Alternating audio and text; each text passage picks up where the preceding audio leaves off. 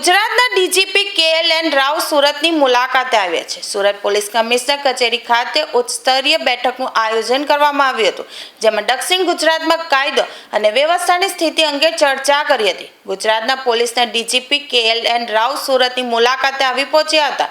DGP Rao સુરતમાં રાત્રિ રોકાણ પણ કર્યું હતું અને ત્યારબાદ સુરત પોલીસ કમિશનર કચેરી ખાતે કોન્ફરન્સનું આયોજન કર્યું હતું। આ બેઠકમાં દક્ષિણ ગુજરાત રેન્જના IG, વિવિધ જિલ્લાઓના SP તેમજ રેલવે પોલીસના અધિકારીઓ હાજર રહ્યા હતા। તો બેઠક દરમિયાન દક્ષિણ ગુજરાત વિસ્તારમાં કાયદો અને વ્યવસ્થાની હાલની સ્થિતિની સમીક્ષા કરાઈ હતી। સાથે જ આવનારા દિવસોમાં સુરક્ષા વ્યવસ્થાને વધુ મજબૂત બનાવવા માટે મહત્વપૂર્ણ માર્ગદર્શન અપાયું હતું।